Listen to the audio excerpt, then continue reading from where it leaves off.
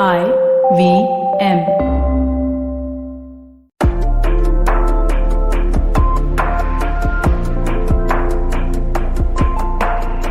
Welcome to the show Global Victoria Tech Talk, presented by Global Victoria, inspiring global possibilities. I'm your host for this episode, Pavan Srinath, and I'm delighted to talk to Jason Kimberley from Melbourne, Australia, about how he and his colleagues at Cool Australia are tackling two big problems in education: disengaged students and overworked and under-resourced teachers. Jason is the managing director of Cool Australia, a fantastic not-for-profit organization out of Melbourne, Victoria. Hi, Jason. Thank you so much for joining me. Thank you for having me, Pavan. Absolute pleasure to be on your show. It's a pleasure to have you here on Global Victoria Tech Talks. And Jason, I'm just amazed by the work that you do at Cool Australia. And I'm not just amazed by the quality of the educational resources that Cool Australia has created over the last 12 plus years, but also the reach that you managed to achieve, not just in Australia, but I'm here increasingly in India and elsewhere as well. And correct me if I'm wrong on these statistics, but about 90% of Australian schools and maybe 48% of Australian teachers use resources that are created by Cool Australia.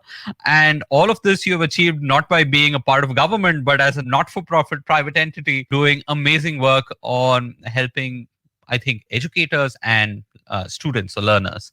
So do tell us a little more about Cool Australia and what has driven you to do what you do. Well, certainly. Well, it all started for me back in 2005, Pavan. I went on a trip to Antarctica with a couple of mates of mine, Jason Veal, an old school buddy, and Peter Hillary, who I've done some expeditions with. And we spent 3 weeks at 80 degrees south. We were man-hauling sleds. We did a circuit of the Ellsworth Ranges in the Horseshoe Valley. And when I got back and was writing a book about our adventures in Antarctica, I was researching the Southern Ocean and about the ecology. And I was really surprised to read about fishermen who were coming into the Southern Ocean.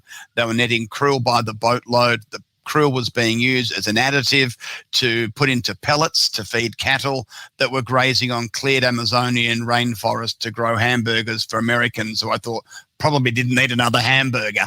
And I thought that was just so wrong on all levels, out of sight, out of mind. People are making money. And I wanted to know more about this and what was happening around the world. And I discovered that there's hundreds, if not thousands, of similar type operations going on in land, in sea. And I thought I knew about these things, but as it turned out, I didn't know as much as I thought I did. So I thought, if I don't know, who else doesn't know? So I spoke to some of my teacher friends and said, what's happening in schools? What are kids learning about our natural world, about our natural capital? And they said, look, it's very much, don't do this, don't do that. And by the way, 10 easy tips to save the planet. And I thought that is just absolutely demoralizing and so deflating for me, let alone a kid at school. So I thought there was an opportunity to speak in plain English with a sense of humor, to distill complex ideas into readily understood subjects, year level specific, subject specific classroom lessons, and look for the English, look for the science, look for the maths. So maths can be viewed through the lens of climate change. English can be viewed through the lens of, possibly deforestation or poisoning of water, and looking for opportunities where the students are, where the teachers are, so it doesn't become a fringe, greenie subject or just environmental science. We make sustainability, environmental sustainability, everybody's business.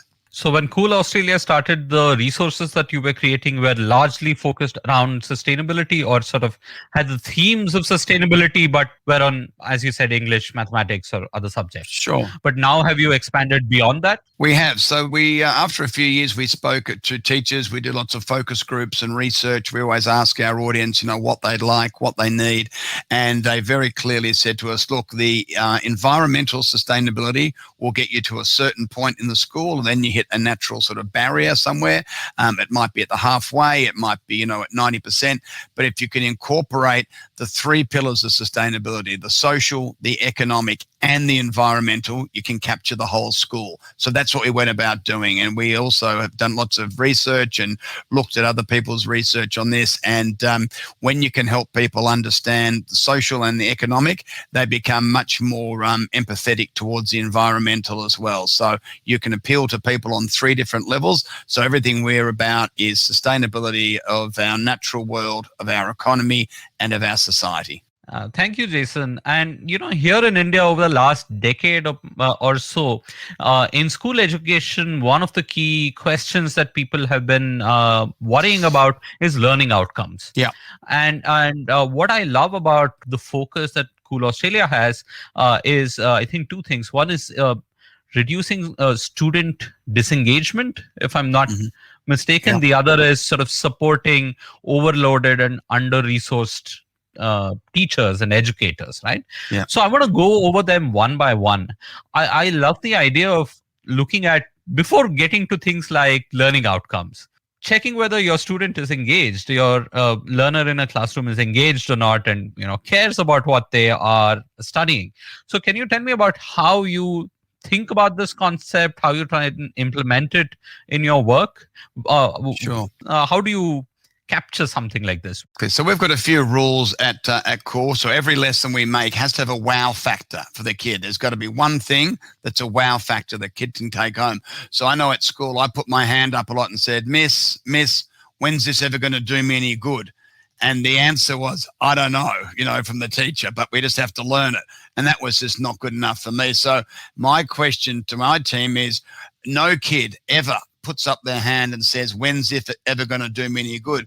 Because the kids might be studying a maths lesson and learning about ratios and integers and this sort of thing. But at the same time, they'll be measuring the melt rate of the Greenland ice sheet and implications on sea level rise for the next 1,000 years. So that kid's learning 2 things at once. They're learning the maths, but they're also learning about the real world around them. Everything we do is applied to the real world. We partner with lots of businesses and organizations and help them tell the stories of their successes in these areas. So everything we do is real world, and everything we do has to save the teacher time and add to the quality of their teaching.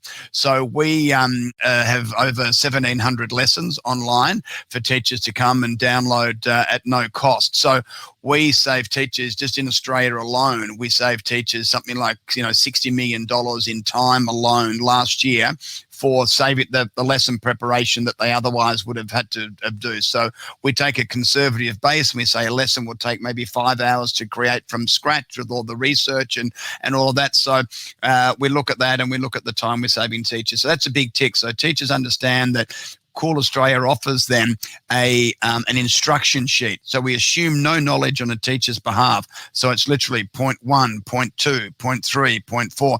And if you're well versed on the subject you're teaching, you can go, yeah, I just come in at point 10. But if you don't know anything about it, you can read it and you can become a teacher and teach that class. Even I could do it, Pavan, and so could you. So it's an instruction sheet that assumes no knowledge from a teacher.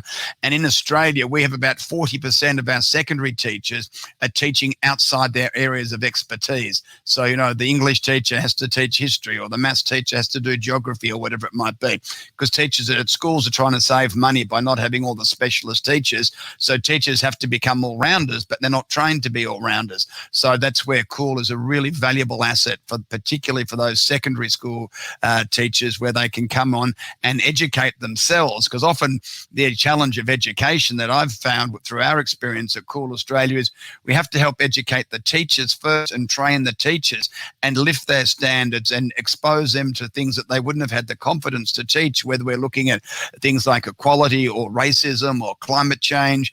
These things can be quite tricky and can be quite, politically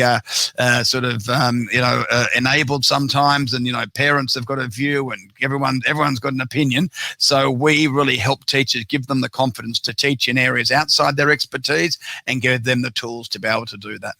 That's incredible, because I can't agree with you more that so many of these issues are so sensitive, and sometimes it's easier to not talk about it than talk about it in a responsible manner, right? Because finally you're talking to students. You're not even talking to full-grown adults, where you can you can afford to mess up a little more, perhaps. Yes. Right. Whereas here, it's formative years. Sending the wrong message is worse, perhaps, than sending no messages. Because they're going to find the information somewhere, Pavan. So they may as well get the information that's factually correct, sensitive to their year level, and scientifically accurate, so that they can actually learn the reality of the world in which they live, and make their own decisions from there.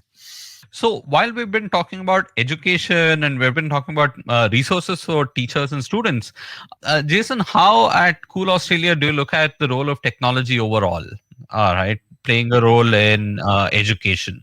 I'm also asking this because classroom education, to an extent, I would say, has broadly been the same, right? I mean, you have teacher-based learning, you have peer learning, you can break away into groups, you can do a few things, but by and large, the shape and size of this has stayed roughly the same over the last century or so. So do you see technology in a way sort of enabling the classroom and making things better, or do you also see it disrupting the classroom going forward? Yeah, I think there's a few things going on there. So I think a lot of publishers, for example, have made the mistake of just literally publishing their textbooks online. So there's a digital version, but it's no different to the printed version. So any opportunity for video or interactivity is lost. So I think that's been a pretty ordinary from a lot of the big publishers, particularly when they first started out in EdTech. It's slowly changing, but you still see a lot of just big slabs of textbooks that are just literally, a PDF version online. So I don't think that's been a great advance, other than being able to have the access to it and not carry around all the books in your bag. So, there's some benefits there. But I also think that a lot of, in the EdTech space, that a lot of the tech comes before the ed.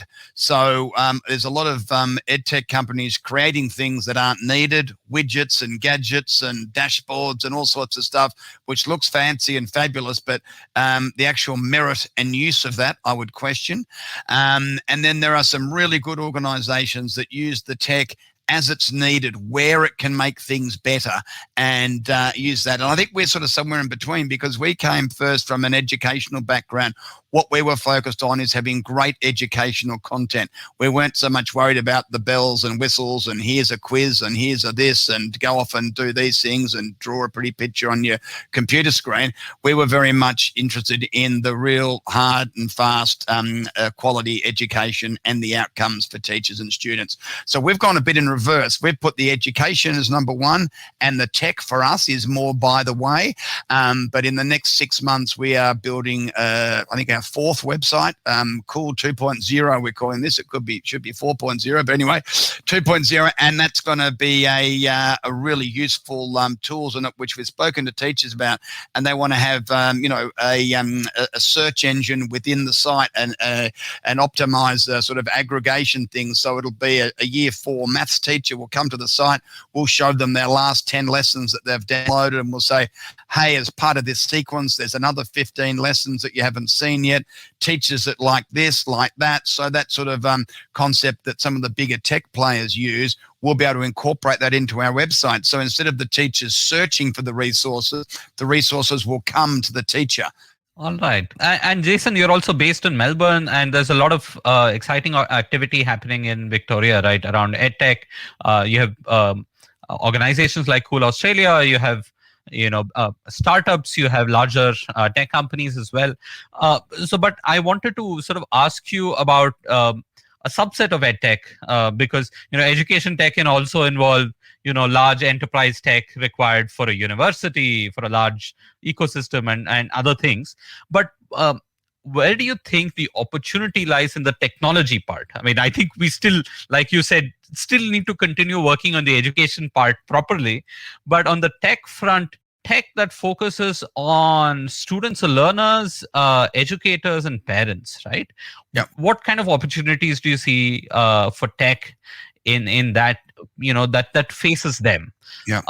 I'd love to know your thoughts on this. Sure. So a few things there. So last year when COVID hit, one of our key funders gave us some finances to go and create 200 brand new lessons that were learn at home opportunities that parents could do at home with their kids. So for secondary school, there was some about 100 self-directed lessons that the secondary students could sort of do by themselves.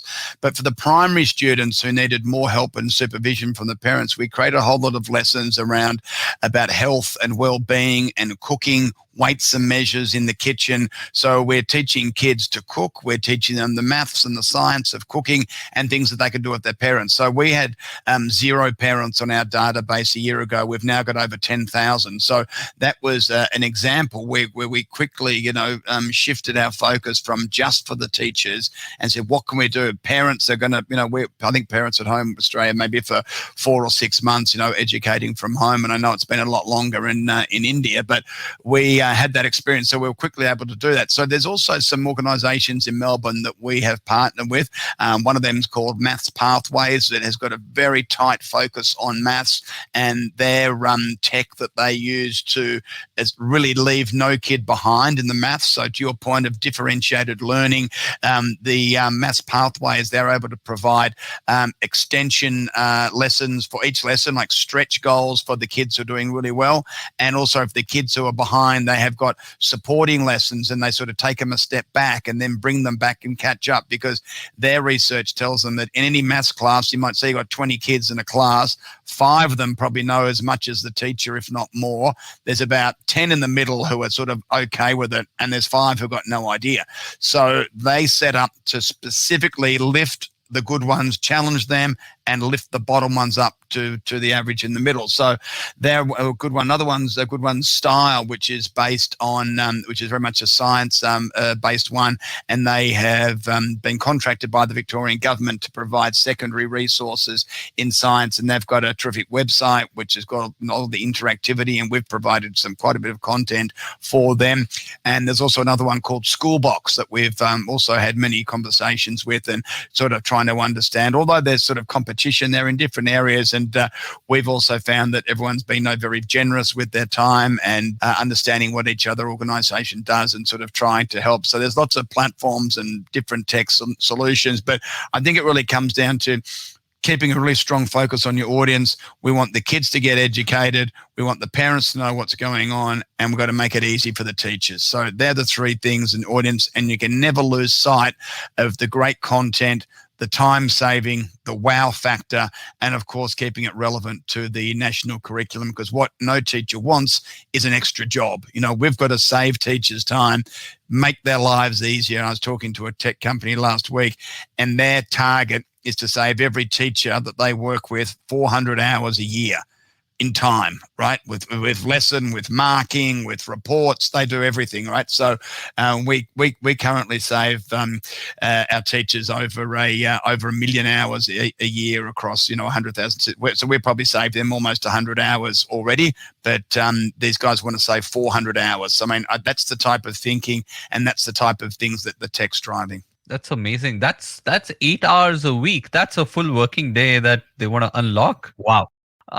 So Jason, thank you so much. Let's take a quick break and we'll come back. In the second half, I want to talk to you a little more about what enables you to create the kind of resources that you do. I want to learn a little more about the ecosystem down in Melbourne, Victoria as well. So let's take a quick break on Global Victoria Tech Talks, presented by Global Victoria, the State of Government of Victoria's trade agency. Explore the opportunities by contacting the Victorian Government Trade and Investment Office here in India. Global Victoria, the State Government of Victoria's premier trade facilitation agency, through its trade and investment offices in India, is pursuing strategic partnerships in the emerging EdTech industry here in India. Victoria has an exciting and diverse range of EdTech companies excelling in global education solutions. Victoria's strengths as a home to world-class educational institutions and a major innovation and digital technology hub underpin a thriving EdTech ecosystem, one that is expanding to meet the needs of international markets. With the largest share of EdTech companies in the ANZ EdTech 50, which includes companies from workforce and skills, learning environments, and education management analytics, Victoria is uniquely placed to support learners from around the world. Melbourne also plays host to the largest education technology exhibition in the Southern Hemisphere, EdTech International Congress and Expo. For further details, please reach out to Global Victoria's offices in Bengaluru and Mumbai. Hi, Jason. Welcome back to Global Victoria Tech Talk. Many people who try and use the word cool, but usually it becomes an ironic and a joke on itself, and it becomes this aspiration that you're always chasing. But Cool Australia's content is really cool. I mean, I tried a couple of things, and it just sounded so fun and engaging. And this cannot be easy to create, right? I mean, like, if this was easy to create, we'd have great teachers everywhere springing out of every household, and we'd see that all the time. How do you make what you do? What kind of talent does it take for you to create the kind of resources that you do? Sure. Well, we've got a very talented team of project leads and writers. So how it works is we get a brief on some work we're going to do and someone we're going to partner with, and then the project leads will brief the writers, and we have a well-established template of how a lesson needs to look. And before I mention that wow factor that needs to be in every lesson, so it's got to save the teacher's time, it's got to engage the kids, and it's got to have that wow factor of excitement, and it must be connected to the real world. Nothing in the abstract, all real world, so kids can relate to every scenario. And also importantly, we have lots of imagery and videos and instructions attached to it, so that it's really something that's going to be engaging and useful and create better outcomes in schools. So we have a filter that we run every lesson through that we create to ensure it's meeting those high standards, and unless it meets those high standards, we don't accept it, and we go back and rewrite and start again or make some adjustments. So I think it's our discipline to stick to those key principles, and it's got to be, we sit down, we say, is this a lesson I would like to teach? Is this a lesson I would like to be taught? And when I went to a school, actually, maybe about a year or so ago, I was talking to one of the teachers and the kids there, and I said, what do the kids think of our lessons? And they said, let's go and ask them. So I went up to some of the children and said, what do you think of the Cool Australia? They said, we love the Cool Australia games. I said, we don't do games, we do lessons. The kids said, oh no, everything's like a game. It's so much fun. We really look forward to it. So when a kid comes and tells you a lesson feels like a game, you're really exceeding, because we know kids love to play, and when you entertain, you educate. So that's one of our key planks that we always remember, is when you entertain, you educate, and it's just got to be really clear. It's simple, it's straightforward, and we also are very conscious of not trying to make ourselves look smarter than the teacher. Okay. And Jason, how do you verify or evaluate how these resources work? I understand that you have a great quality control setup. I mean, you have all these filters that pass through such that whatever comes out is fairly cooked and ready. Mm-hmm. Yep. But how do you try and source feedback from educators and from students to see, okay, is this addressing that problem of student disengagement? Is it improving that child's learning outcomes? How does that loop get closed? Sure. So we ask the teachers, and we do a major piece of research probably every 18 months, and lots of mini bits of research in between. And some of the key takeaways we've found in the last 12 years since we've started is that teachers have noticed demonstrable behaviour change with their children after using Cool Australia resources, particularly when we first started around our 4 key planks of water, waste, energy and biodiversity, those 4, and particularly parents were reporting back to teachers, my kid keeps telling me I've got too many lights on and turning off the water and kicking me out of the shower and separating my waste. We've now got compost and worms, and where's all this stuff come from? So that was some of our early research. And in our more recent research in the last probably 5 to 6 years, we asked teachers how they feel about the resources, how they've impacted affected them. And teachers say, which really astounded us, 8 out of 10 say, I have changed my view on this topic. I have changed my view, which tells us that their original information sources were poor. They hadn't fully developed or understood what was happening. And similarly with students, they say students are more likely to work in groups. Students are more likely to take action about things they care about. Students, and this is at 8 or 9 out of 10, students have changed their outlook on this subject. So we ask and they report back, and we're getting some really great consistent feedback and reporting, which is forming sort of a part of a longitudinal study of sort of with Cool Australia, without Cool Australia, and we're trying to identify that gap, what that gap means. And we haven't exactly nailed that down, but we do know there's a real benefit there, the with Cool Australia or without Cool Australia. So we ask the teachers, and they give our feedback from their perspective and from their students' perspective.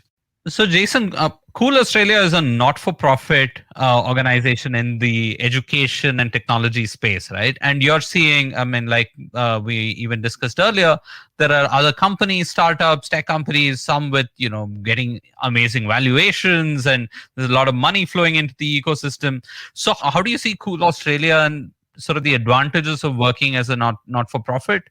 And, what kind of trade-offs do you see in that space? Why is Cool Australia what it is? Well, our sole purpose is to advance educational outcomes. That's all we're interested in. We're not interested in a buyout or how our numbers might look to a potential investor. We are solely interested in the social outcome that we can get out of kids. So I think that helps us. We're focused. Now, whilst we're not for profit, we're not for loss either. We run our not-for-profit as a business, because if we don't have a surplus, we can't invest into our organization and get great people and have great platforms and deliver great content. Whilst you don't have to have the educational background, I have no educational background other than I went to school, and less of a background in tech. So it's sort of quite an unusual place for me to be. In fact, Pavan, I was recently nominated as the accidental IT hero of the year last year, but in an ironic twist, I made the final and came third.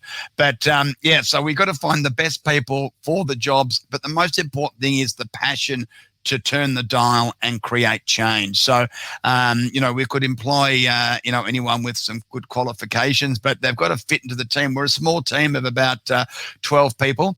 And, we started off with 2, 12 years ago, and we've just kept slowly growing. So, our turnover in our first year was 200,000, and this year it'll be over 2 million. So, there's a lot of work to be done to, keep the doors open and keep creating the great content. So the people have to be passionate, they need to be committed, and and they got to say, they got to be fun and really enjoy the team. We work really hard, but we also make sure everyone spends plenty of time with their families, and most of our team work from home. So the remote working has been positive for us. People have saved a lot of time commuting and are happy working at home. So we all come into the office one day a week on a Wednesday, and we all have sort of the fun get together the first hour of the day and, make each other laugh and have some good interactive sort of bonding activities. And then we go about our business and have some meetings, catch up with everything, and then we will go back to our different places. So it's a good team. It's a fun team, but above all, it's a passionate and committed team. And Jason, could you tell me a little bit about what might be some of the enabling things in Melbourne and in Victoria that help you do what you do? Yeah. So when we first started, YouTube was banned in all schools, right? So we couldn't get into school. So we couldn't have video content on it. So we had to use which has now become, so we used Vimeo. So none of the schools knew about Vimeo, so they hadn't banned it. But YouTube, banned in all schools when we first started 12 years ago. I mean, YouTube, and that is one of the greatest learning tools, but the education system was so backward here, they just went, YouTube, bad things on there, blanket ban. So that was what we started with. And also in one of our states here in Queensland, we were blocked out of their network because we weren't recognised as a provider of services, etc. So that was sort of our starting point. But now, of course, everyone embraces, the video and the technology, and, kids are watching videos themselves. And then, that self-directed learning has become a big thing to help, teachers with time constraints and that sort of thing. So I think the acceptance of the online learning has been much greater over time. And I think the COVID lockdown, work from home, study from home learning, whatever you want to call it, last year certainly accelerated that. On the eve of the lockdown in Victoria, we had a spike. We had about a 200% increase in activities for 2 months last year, because everyone's going online education. What do we do? Where do we go? And we'd been set up for 10 years, of course, and we'd created those extra lessons as well for the learn at home opportunities for parents and students. So it's just really important, I think, to and for the first time in my life, I thought, we're ahead of the game. That wore off after a couple of months. So I think being able to be ready and, to be able to move quickly when you see things coming. So I think larger organizations have to go through lots of approvals and planning and what's your strategy on this. We can just go bang and do it straight away. So we're a small operation and we can be very quick with our movements and changing direction. So I think it's a great opportunity. What we've done is we've tried lots of things. We've asked teachers what works, what doesn't, how would you prefer this to be? So we really focus on, the UX experience with our teachers and how they want things to be and where they would expect to find things and that type of thing. So a lot of it is trial and error. We've made lots of mistakes, but thankfully we've got more things right than we've got wrong. So we can use all that. So, we very much think here, we either have a win or we learn. It's never a loss. It's never a disaster. You're learning the whole time. And, that applies to everything you do in life. So we're always here to learn. Like, we're educators, but we're always learning ourselves. And, I think, I forget who told me this first, but they said that, you need to be at the right place at the right time for certain things to happen. You can never figure out the right time. So find the right place and hang around. It will be the right time soon enough. And it always, as horrible as the pandemic has been when it comes to a few things like this, online education and other things. Yeah. People have been trying this for a long time and people have been doing this for a long time. But suddenly I think the upsurge in sort of attention and awareness that this is possible, this is not just possible, but this has been done. Yeah. Just go along for the ride. And I think that has been significant across the world. Yeah, no doubt. Jason, I was also very happily surprised to learn that Cool Australia's second largest user base comes from India. Yeah. And I'm guessing that this is largely organic, that this might have happened. Could you tell us about what you've seen from your Indian, teachers and students or parents who might be using your resources? Yeah, sure. So we have had a strong following in India. It's our after Australia. It's our second largest country on as far as people coming on and signing up.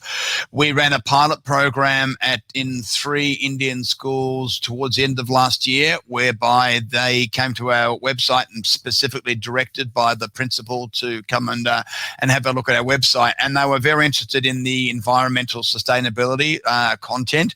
And we're working with Cisco. We're just recently given a grant by Cisco, and we are going to create 50 lessons specifically tailored to match the Indian curriculums and have that as a focus for that. So the feedback we got from the work we've currently done with the Indian teachers, love your content, love your ideas, love your approach, but we really do need it addressed to the Indian curriculum, which we kind of knew. And in fact, I've got a couple of quotes here I've got 2 quotes here that I'll share with you from some Indian teachers. One was the first one: using Cool Australia boosts teacher confidence in teaching, gains more confidence in teaching action-based lessons. Also, teachers increase their knowledge of real-world issues. Overall, it is a great help to develop better teaching skills. And another teacher: as a teacher, we have lots to learn and ways to improve and attend workshops. Cool Australia has opened my eyes for teaching.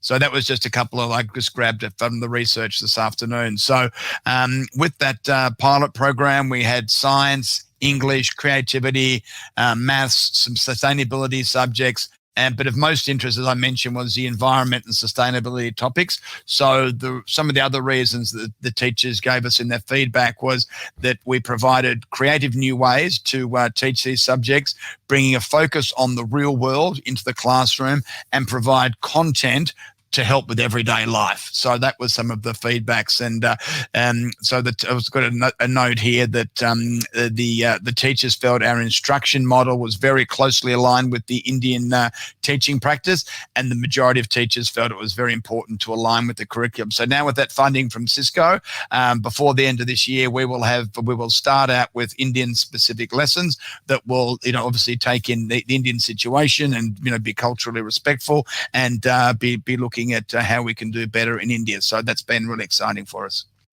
Jason, thank you so much. I learned a lot from our conversation today, and I love that in our conversation today, in EdTech, the education was front and center, and I think that's technology should be serving education rather than the other way around. Yeah, correct. And I really love that came through in our conversation. Thank you so much for joining me on Global Victoria Tech Talks. It was an absolute pleasure to have you here. Thank you, Pavan. Thank you for having me today. Thank you for joining us for the third episode of Global Victoria Tech Talks, presented by Global Victoria, inspiring global possibilities. Thank you so much for tuning in, and don't forget to subscribe to the show on the IVM Podcast app or wherever you get your podcasts from.